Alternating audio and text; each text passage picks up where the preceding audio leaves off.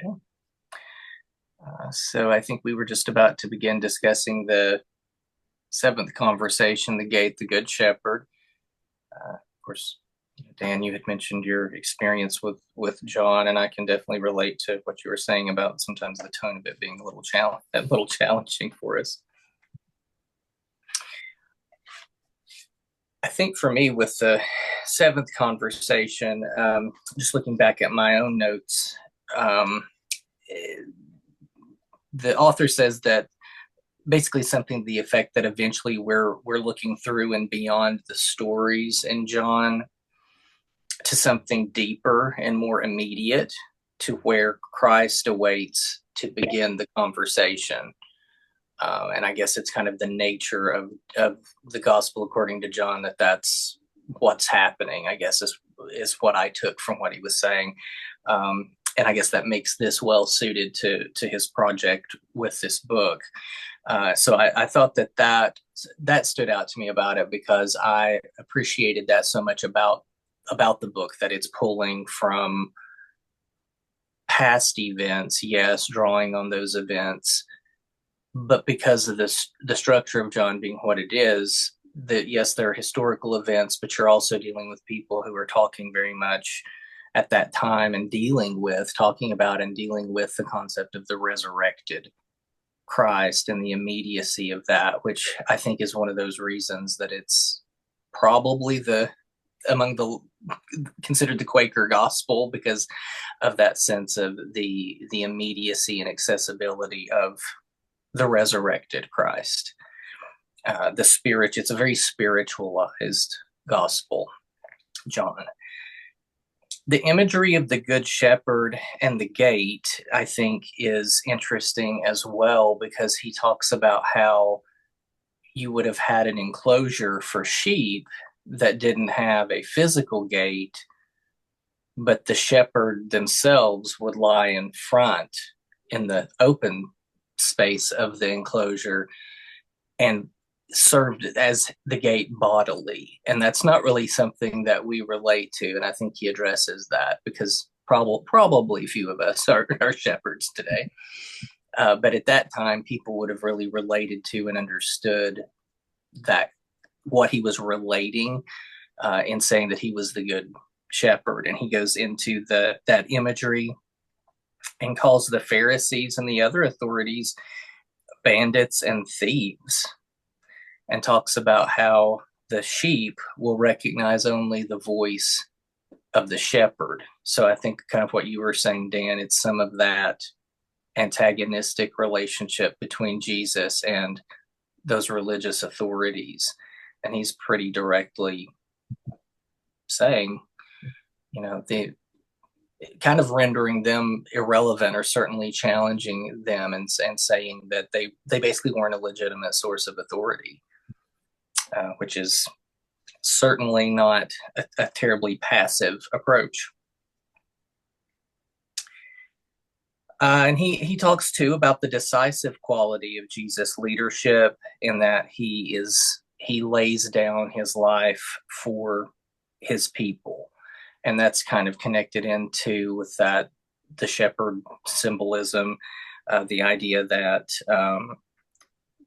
kind of foreshadowing the concept of, Jesus' death and the significance of that, however variously understood, which connects with, of course, with Jesus as the mediator of a new covenant of intimacy and love with and from God,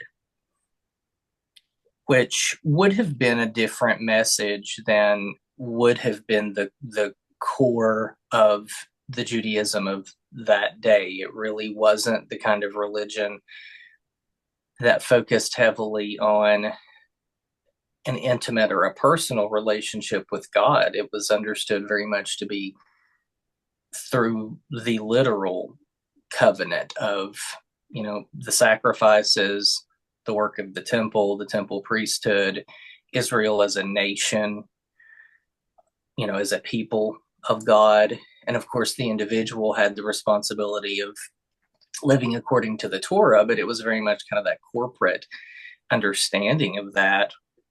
Whereas Jesus is bringing forward this idea that's a lot more intimate and direct for the individual in terms of their connection and experience of God. And then he also makes the point that humans, like sheep, are obtuse. And this is especially true spiritually.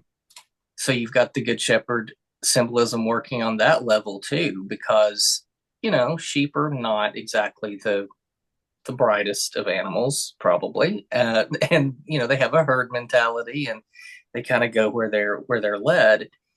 And so I don't think that that's meant necessarily in an insulting way, but rather pointing toward how continually people fail to understand what Jesus is saying. And that's present in all the Gospels. But, you definitely get this sense that they're not quite getting it. And there are examples of that from the previous conversations. Nicodemus, the Samaritan woman at the well, who honestly probably understood things better than Nicodemus did, which is in and of itself, I think, an interesting message, considering who and what Nicodemus was and who and what she was in terms of the historical relationship between the Samaritans and the Israelites. So it's definitely, I think, pointing out that this message is really no respecter of persons. Anybody can fail to get it. Anybody can fail as humans to comprehend it, because it's probably not so much an intellectual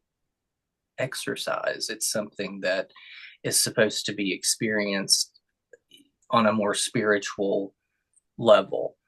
And I think that that's maybe part of that message related to the sheep concept. The flock is likened to the congregation, and humans follow one another even more often than they do the shepherd, just like sheep. Sheep will follow the sheep around them. And you're hoping at least one of them is following the shepherd, but maybe they're not. And I thought that was interesting symbolism as well, is this idea that human beings have the tendency to go with the flow, go with the crowd, go with what is popular or probably easy. Maybe not a lot of thought put into it, maybe not a lot of consideration for one's direction.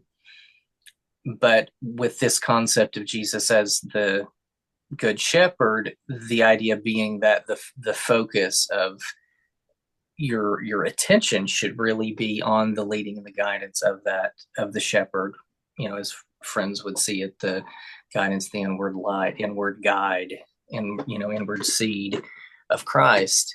And how that, I think, works very well from a Quaker perspective, that sense of the source of our guidance being that inward guide that is Christ, and focusing on that and doing our best to have that as our attention and our focus, rather than going with the flow of what's happening around us. So it's a very countercultural message, I think, as far as that's concerned. And he draws on that very well, I think. He talks about a covenantal faith, following the voice of the shepherd together. So there is that individual component to it, but there is the flock concept that we're all following together as well. There's a corporate element, there's an individual element to it. We listen as individuals, turn to the Good Shepherd as individuals, but we're also attempting to do it corporately as well in the life, in the case of Quakers, in the life of a meeting and larger yearly meetings, etc., larger organizations. And the idea being that in turning individually, we're part of a community, and we're turning both as ourselves, but also as the community toward that guidance.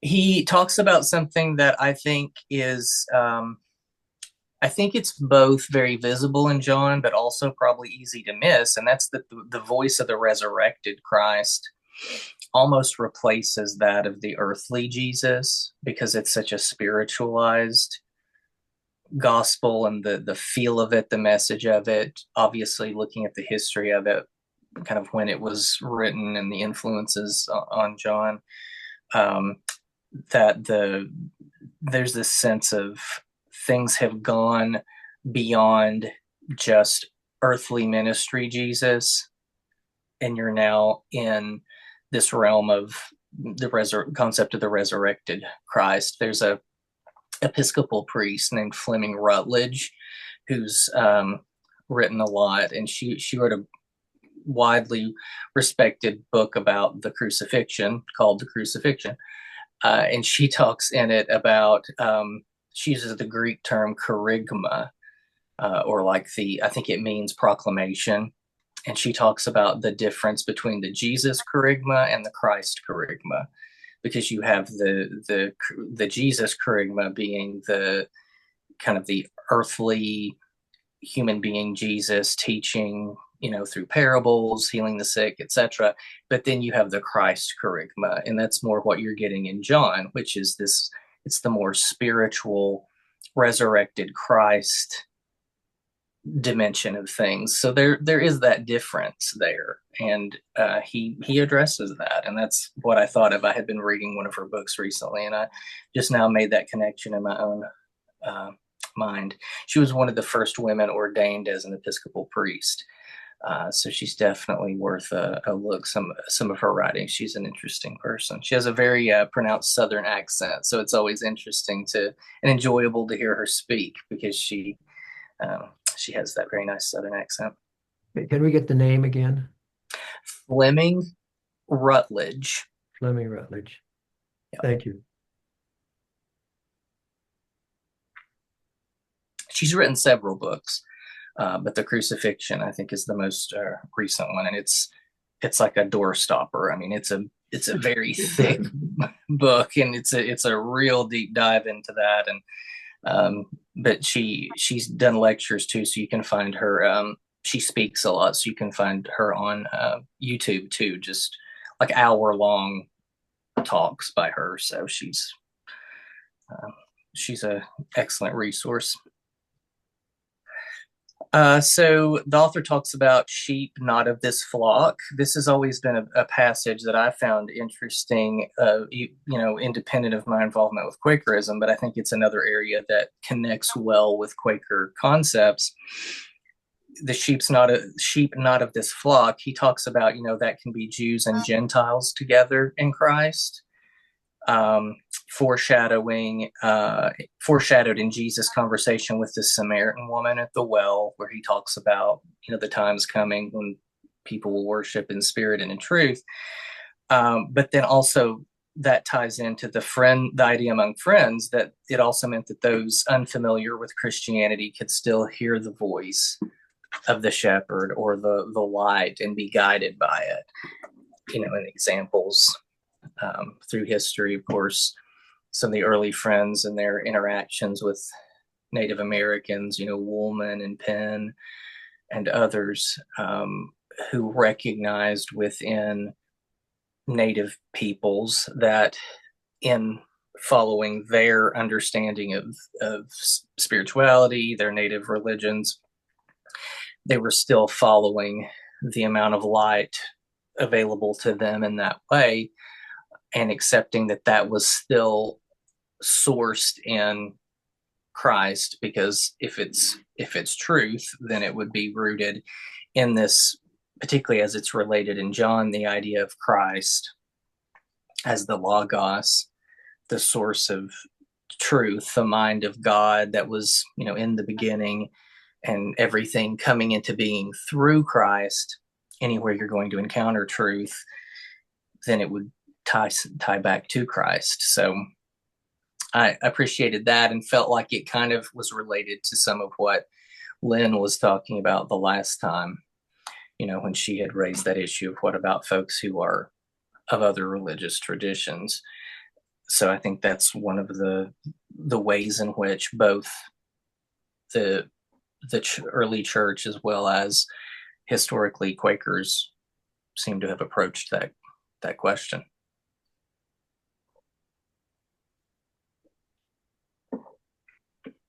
Well, one of the things, I'm sorry, my voice isn't very strong tonight. One of the things that occurred to me was both when Dan was talking about confrontational And then the way John is constructed, um, it's written by a true believer. It's not as repertorial as the other three gospels, who are uh, kind of laying out the story as a way to believe. And in that sense, it reminded me of one of my favorite novels, which is A Prayer for Owen Meany by John Irving, about a, it's written, the narrator is John. Uh, and so I was thinking that it's the Gospel of John because he's relating the story of little Owen Meany and how Owen has come. He's short, he has a wrecked voice, as Irving says, but he's convinced he has all that because he's here for a purpose. But John Wheelwright, the narrator, um, um, I mean, the whole book starts, I'm a Christian today because of Owen Meany. And so he goes on. It's a story of the true believer who is willing, and Owen Meany is very uh, confrontational in the whole story. And I corresponded with Irving about that a few times, and he wrote that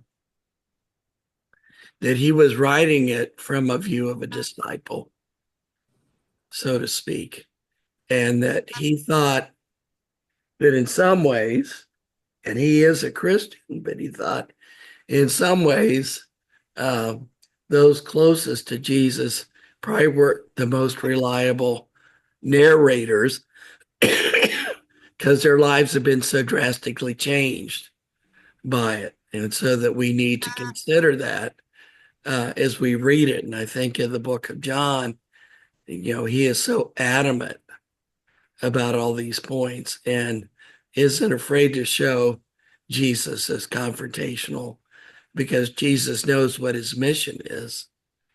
The difference is in the novel, um, Owen doesn't know what his mission is until the end, which you could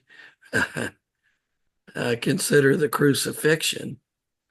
But I thought it was an interesting dialogue.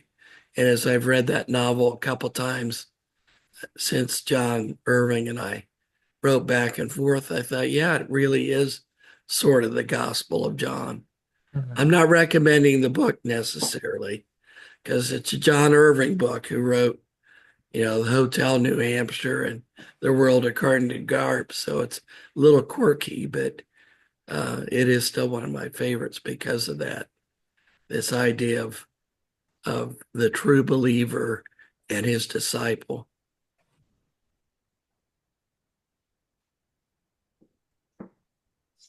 Yeah, I've heard of that book, but I've not read it, so I hadn't heard anyone mention it in a long time. So I never knew what it was about. I just remember it's a title that sticks. It kind of stuck out the first time I heard it. So I may have to, despite the non-recommendation, I may have to check it out. We expand a little bit on what it means to lay down your life for your friends.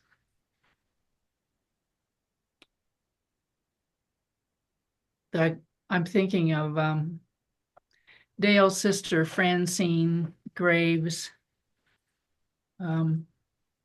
has given her life to her church and to the work of the church and to some very needy people. And we were helping her move from a different house, from a house to a different house 2 weeks ago, a week and a half ago, I guess. And in the middle of all that she had to do, as far as being out of one house by that evening and was trying to move into the next house, carrying load after load after load in her car, a a homeless woman who she'd been keeping at her house for 3 weeks until she could find a place for her. All of a sudden found a place and needed to apply for a place in this apartment building, and Francine dropped everything that she was doing, gave up her probably half of a day, if not more, to leave everything where it was and go help this woman rent an apartment.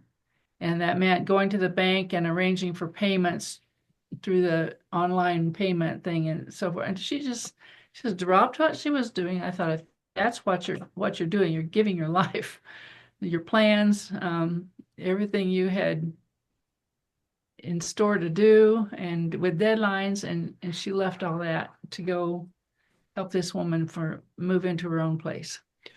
You forgot to mention that the day before she left everything to take the woman to visit her son in prison. Right. That's right. Yeah, the same woman, son is in prison and is in jail at this point, but is moving to prison within a few days, and the homeless woman then really wanted to go see him before he got too far away to visit. So Francine dropped all that and took this woman to visit her son in jail. I guess that's giving your life for your friends. There are probably lots of other examples. The first chapter of Bob Goff's Love Does is about doing the same thing. He was sitting there with his bride opening wedding presents when there was a knock on the door, and this kid that he'd had in youth group had decided to leave town and see if he could find a job somewhere else, and Bob said, "Wait a minute, I'll go with you." dropped what was probably really important to him. I guess that's what it means to give your life for your friends.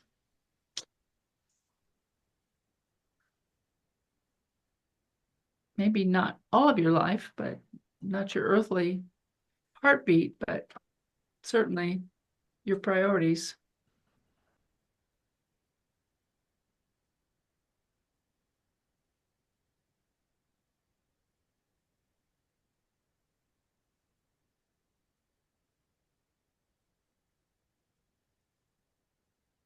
You know people like that?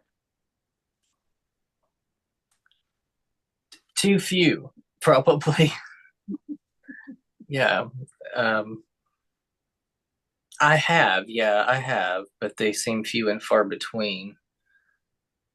Definitely an aspiration for all of us by the sound of it. Yeah.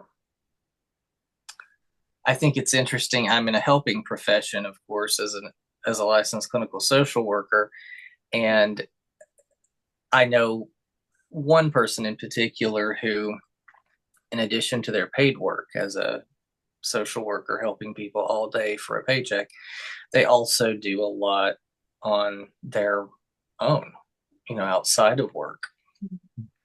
And I'm fascinated by that as someone who is an introvert. I have to recharge by basically being where other people are not. Otherwise, I get into not a great headspace. And yet she's someone that kind of seems to just go all the time. And so much of what she does is along the lines of what you're talking about. It's really other focused, which she finds, to feed her emotionally, spiritually, and kind of keeps her going. So I think that it's interesting how different personality types intersect with some of what you're talking about, and how maybe what it would look like for one person to give their life for their friends, so to speak, might look different than how it would be for another person, or how the doing of that intersects with our day-to-day lives, the forms that it can take.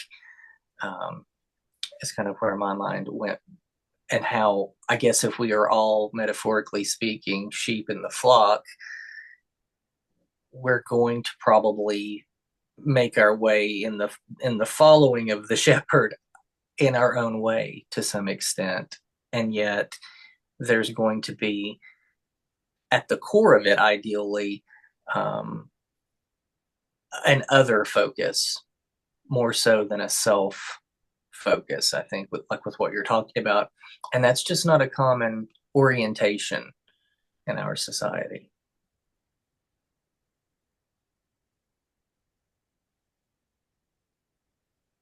We, I don't know, we don't know Megan very well probably, but she has spent hours and hours or years and years as a pro bono lawyer for immigrants.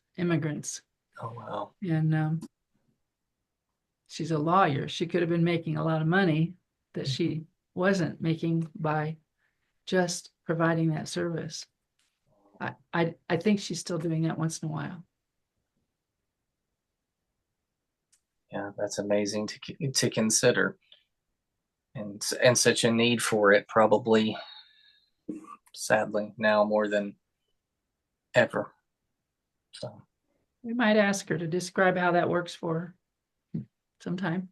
yeah, I think that would be interesting. I wasn't aware of what she had made. A few comments in my hearing that I felt like, okay, she's a counselor, she's a lawyer. She's doing something that's in kind of that sphere, but I wasn't really sure. I'd never heard her say.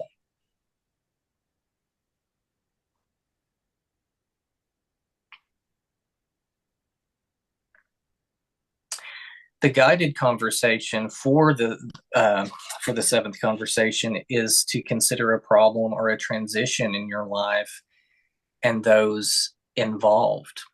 So I think that, in a way, kind of fits with some of what you were saying, Sylvia, in your description of someone being in the midst of a transition in their own life and really interrupting that and putting that on hold in order to help and assist another person. And he advises identifying your feelings about this and other people that would be involved in it, and listen for a familiar, reassuring voice that Christ may use to advise you regarding, that dilemma or that transition. So I still think that's a very interesting feature of this book, because there is that guided meditation element to it, that I've encountered in other spiritual practices that maybe isn't so common in Christianity, but it seems to align well with Quakerism, the idea of using all of this as kind of a gateway to your own experience, direct experience of leading and guiding from Christ, with these conversations and this material as a stepping off point for it. And so I think that's an interesting one to consider. Again, kind of going back to what you were saying, speaking for myself, I guess, in confessional mode, when I'm going through a major life transition, or there's something like, if something arose like what you're talking about with the lady needing help, I'm not even going to sit here and try to claim otherwise. That would feel like an interruption to me and an inconvenience. And I would say, I have so much on my plate, and so I think that would be a good way to consider this guided conversation in light of, for myself at least, of like a kind of looking at that story that you told and what a response can be in that kind of situation versus what would almost certainly have been my response to that situation, and how maybe that's not great. Maybe that's some self-examination worth doing, because it's so easy to respond, I think, in a very self-focused way in a situation like that. Well, she confessed she was pretty frustrated with this woman for not doing more than she had been doing for herself to Sure. solve some of her issues. And it was pretty obvious that she was kind of a whistling in. And so for her to move her into another apartment and make sure that she had a way to pay her rent was not only helpful for the woman, it was helpful for Francine. Right. Yeah. Well, aggravated helping is still helping, right? To have her in her house for That's 3 amazing. weeks and let her, and all the stuff that she brought with her, because she was evicted from her other apartment some time ago. And it was just amazing to me that she was that giving. Yeah, I definitely marvel at that. At that, yeah, definitely food for thought. Does anyone have any other thoughts about conversation 7 before we move to 8? I wanted to go back a bit to the Quaker part of it, where they're talking about John Woolman's understanding of how the Spirit could lead people who didn't even recognize Jesus. And that's always impressive. But they were writing about how he was traveling among Quakers in the South, trying to persuade them to give up their slaves. And we've always had this idea that, no Quaker would ever own slaves. And it comes as a sort of a shock lately to realize that it was quite common. And so I wonder, what am I doing today that 100 years from now people look back and say, did that man claim to be a Quaker and he was living like that, or carrying out this action or believing this? And am I not sensitive to the Spirit that should be leading me? And am I not sensitive to uh, people who might be ministering uh, on that subject that I don't even recognize yet today? Uh, so I guess I don't lose a lot of sleep over it, but it frequently crosses my mind.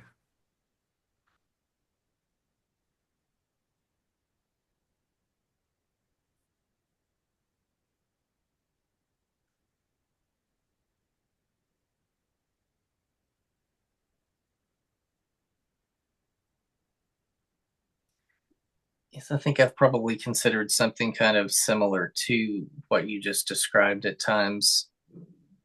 There are tendencies today, I think, in some circles, academic circles, for one, I don't know if anyone's ever heard of what's called presentism, but it's the idea of really kind of evaluating the past in light of the present, values of the present, knowledge of the present. And it's kind of at the heart of some of the controversies we've had around subjects like slavery. And so um, the 1619 project and things that kind of are swirling around some of those topics that are, have gone in some very, challenging directions, I think, in our society. The reason I bring all of that up is I think that when we look back on, for example, Quakers owning slaves, it's a complex situation to imagine a society where this is the norm around you. The economy is based on this.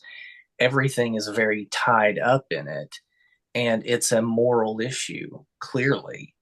And yet, if you're a Quaker living in, say, New England, that would have looked so different than a Quaker living in the South and being rooted in the culture where that was happening, and doing the work to disentangle yourself from that and going through the process of dealing with the moral issue at the heart of that.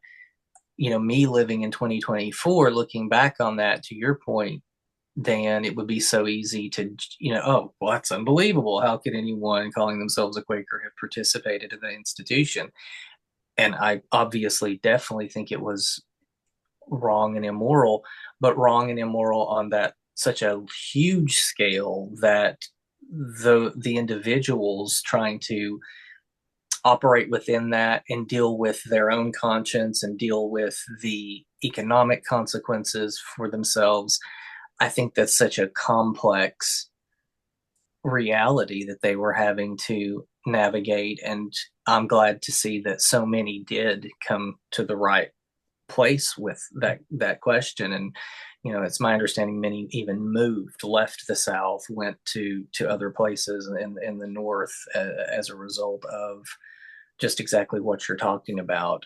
So I think it's fascinating to consider as you said, my life today, there may be things that will seem very clear cut in at some point in the future that we're struggling with today, controversial issues that people are trying to make moral arguments on the side of it, that 100 years from now people will look back and say, how could anyone have thought that was moral? How could anyone have thought that was the right thing to be doing? And I think that you're right. And I think that'll apply to some of the controversial issues today, that some of us seem so convinced we know the right thing, or that mm, people are invoking literally Christ into some of these controversies and saying this is what Christ would stand for, or, endorse politically, socially. And I've had my mind on some of that kind of thing quite a lot recently, for probably obvious reasons, considering recent events. So I think that is an interesting way to look at it. How will we be seen in the distant future? Your statement that the economy in the South was so based on the use of slaves for the cotton and tobacco growing is probably where I might be failing. We grow corn and soybeans out here, and we pour on lots of nitrogen to make that corn yield big. And in a year like this, when we had a lot of rain in May and June, a lot of that nitrogen was leached out into the underground water supply and found its way into the rivers, and the nitrate levels in city water treatment plants is quite high because of the nitrogen we're using. But everybody does it, and we say, well, we couldn't survive if we weren't putting on nitrogen. It returns a pretty good return on the investment in nitrogen. And the other place where I may have a blind spot is we have always thought, we're farmers, we're feeding the world. But to be honest, in central Iowa, a huge amount of the corn goes to make ethanol for fuel. It's not feeding anybody. And it happened kind of gradually.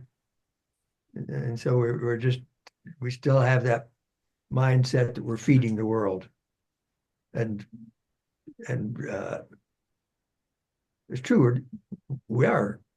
I like to think my corn's going to feed livestock to feed the world, but I know a lot of it goes to the ethanol plants too. So we say, oh, the ethanol plants are far away. I don't have to see them or think about them. So that may be what I should be recognizing. Don't you get more money for your corn if you take it to the ethanol plant? Well, we say that the price of corn isn't very good right now, but if the ethanol plant weren't eating up a lot of that corn, wow, would all be bankrupt. So, yeah, it's what keeps us going. Isn't that part of feeding the world? Well, the ethanol is going into your car for fuel. That's right. I To the always think grocery of store. I always think of feeding the world as edible food. I understand. Yeah. But you have to look at the whole picture. And the whole picture gets into the car or the truck or whatever you're using. Then you get to the store so that you can get the food. Yeah. So it's still a part of it. Mm-hmm.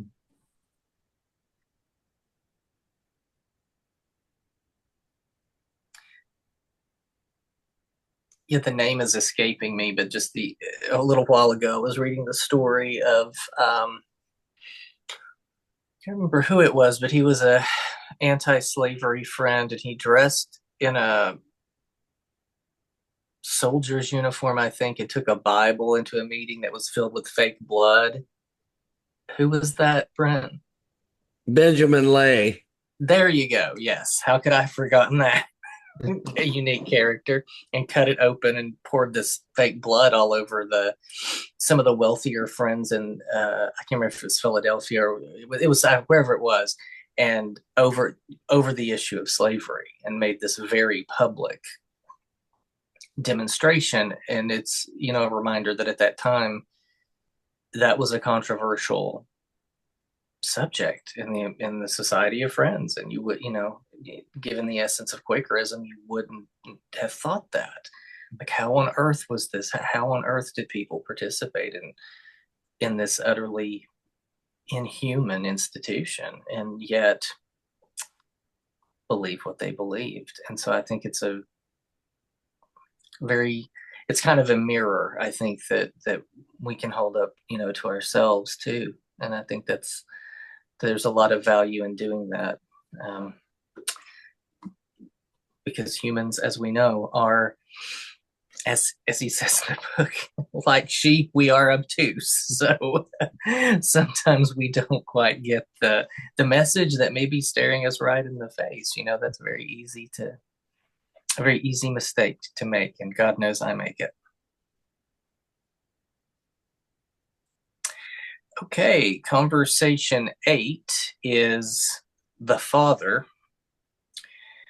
I know in this chapter conversation, he addresses the let's see, I made a note, like a seed of grain that must die to bear greater fruit. Jesus must die to raise up the universal light in all. Otherwise, he would remain single in the sense of known only to a handful of people, whereas his death, the manner and nature of his death, contributed to him being known well beyond just the folks who, during his lifetime, would have been his followers. The light is universal, he points out, but must first be made known through the unique incarnation of the light in Jesus Christ.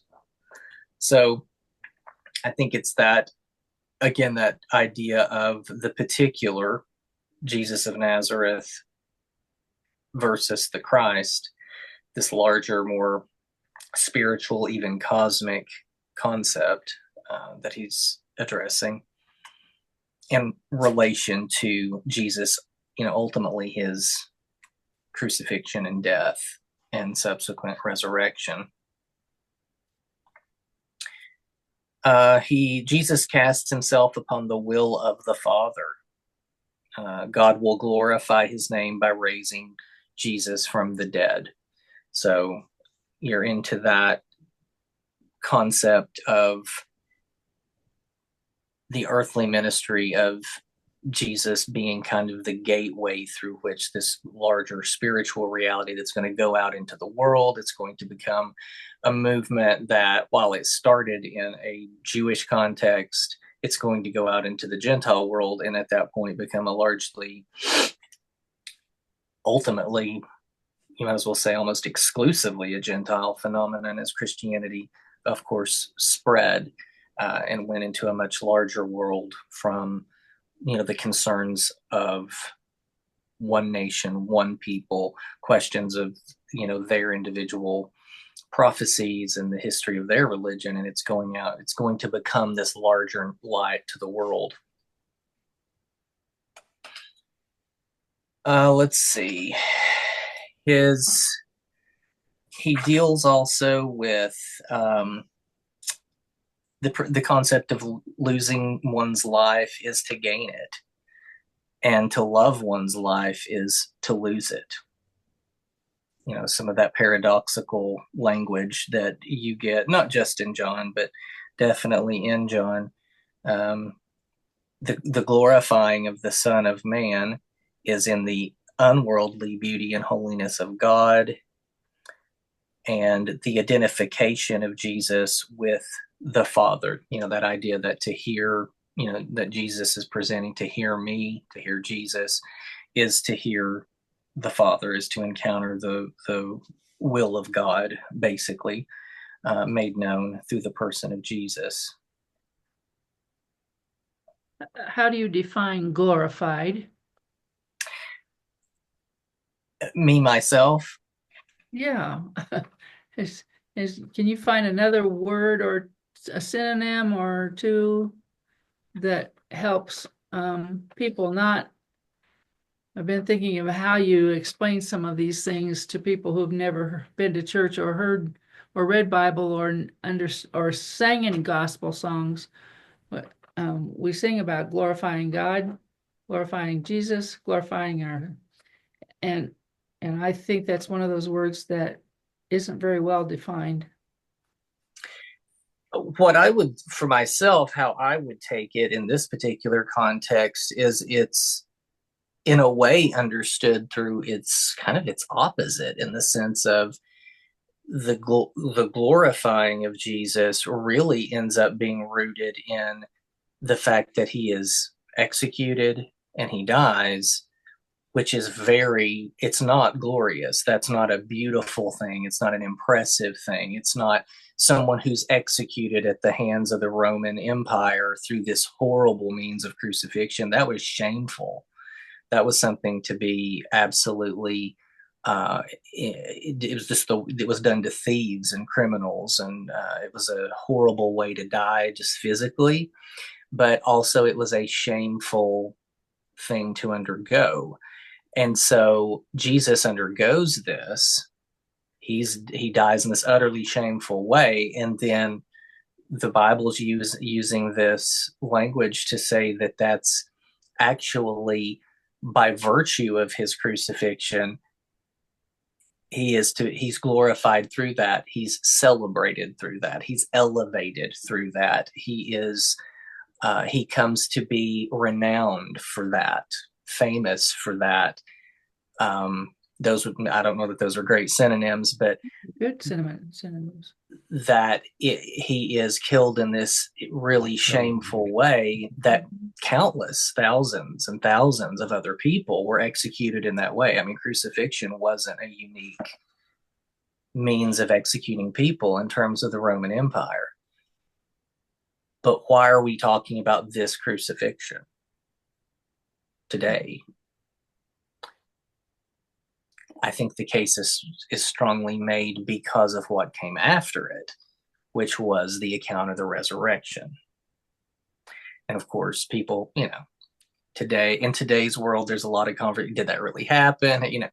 Lots of speculation about whether there was a literal resurrection or not. But I think we can confidently say, without wading into the depths of that theological debate, something certainly happened that impressed these people and impressed on them the idea that after this man was killed in this way, God brought him back from the dead. And it's interesting we're talking about this because I'm reading a book right now written by a German theologian about resurrection and the concept of bodily resurrection in Christianity, and how, and I'm not going to do a big synopsis of that. We've got enough books already.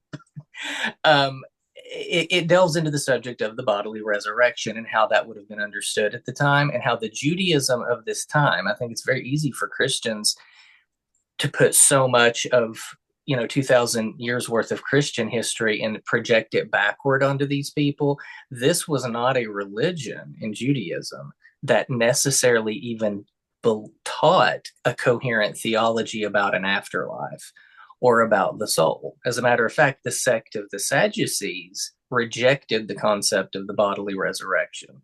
So in Judaism, there was this sense that death was maybe even, if not the final event, at most your spirit went into this kind of Sheol, this kind of shady underworld situation. It was not something that was like a heaven type of situation. So why am I going into all of that? death was regarded as something, if you were exposed to a dead body, you had to go to the mikveh, cleanse yourself according to Jewish law. It was something as seen as really removed from God in a sense. It was not, when you died, you were over here with the dead in a tomb, and it was not something that would be seen as glorifying the way that, Christians today might proclaim. They've gone on to be with God, gone on, going into the kingdom, and all that. That's really not where we're at. And so for this man to be executed in that way through crucifixion, he had all of these, the Roman state arrayed against him, the temple authorities arrayed against him as well. You really could not have had a death more unlikely to produce the kind of movement that it produced. So I think that it's really turning things on its head when you have this story then of the resurrection. God brought this man back from the dead. And when you look at the really gruesome physical components of that, when you read the accounts in the Gospels, with the wounds are still there, etc. I mean, if you really think visually of what this would look like, again, we're operating in the realm of a literal crucifixion here and a literal resurrection. That would make an impression. And so it's something so horrible and so gruesome, and yet the early church is saying that it's those very things that are the source of Christ's glory, that's God the Father glorifying Jesus before the world, because this thing that typically doesn't happen happened. Somebody executed, came back to life, and was eating fish and hanging out with people, and inviting people to stick their fingers in his wounds and all of that. So that's probably a super long answer to your question about the glorification thing, but that's how I see it. Is it's really turning the actual meaning of that word on its head and applying it to something that's not at all what we would typically see as glorious. I've tried to use affirmed as a possible synonym, but it's not complete enough.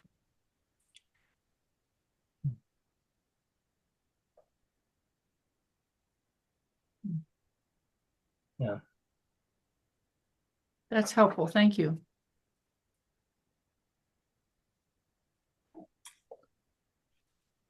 I tend to give long diatribes about things. Many a rabbit trail will I go down in these situations if given the opportunity. Sometimes we just have so much religious language that someone coming into our group for the first time would say, they're speaking a different language than I know, and I don't get it. So I don't think it belongs here. Yes, and I think that probably if any text in the entire Bible would probably lead you down that road, it would probably be John, because it's just kind of the nature of what you're dealing with. It is very easy to get caught up in that language and those concepts, and we are dealing with things that are they're not easy to really understand intellectually, spiritually, or any other way. In my opinion and experience, at least, there's some of the teachings are difficult to get your mind around. Some of the things that Jesus said, some of the ways that people responded to that were, right there with him. They didn't understand it. So sometimes it seems an uphill battle for us to try to do the same, so many years later. Some of the Quaker specific material from this conversation I thought was Great, and I'll touch on that quickly, where I think we're at the end of our time, or right at it. The seed and light imagery is present in the here in reference to the elements from the Quaker tradition, the idea of sinking down to the seed that God sows in the heart, letting that grow, letting it act in you. I thought that was, I always enjoy any time that makes an appearance. I think it's just really good imagery. And I think to your point too, Sylvia, something like that maybe is a little easier possibly for somebody to relate to. That's, kind of a concept like there's a seed within you. It's very simple, and yet it's a profound idea too. It's not necessarily like a lofty theological language, but it does such a good job of presenting a pretty profound concept that is communicated in a simple and a direct way. He talks about how we must sink down to Christ, the seed, just as Jesus had to fall and die like a grain on the ground to bear fruit. In this way, we share in the cross. The seed is raised up in us only as we surrender our own wills. And that seed will reorder our lives. And because it's present in all people, we can find unity in that seeking the guidance of the seed, the light within. And back to this word again, he talks about glorifying God is to reorder one's life according to divine wisdom. So evidently that's the author offers that up as an explanation of what glorifying God consists of. And this life speaks to that of God in all people.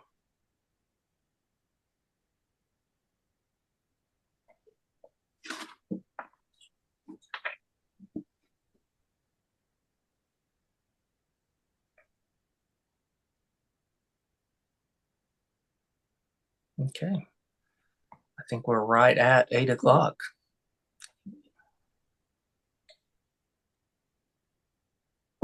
Well, next time we can get through as many chapters as we can. And if we need to continue on, we'll continue on in January. So there was nothing that says we have to stop. So that'll be good. It's probably not a very Quakerly feature of my personality that I'll use 10 words if one would suffice. That's definitely one of my personality traits. So. You read some of the early Quaker sermons, they were very much that way. Okay. Well, it's good to see everyone.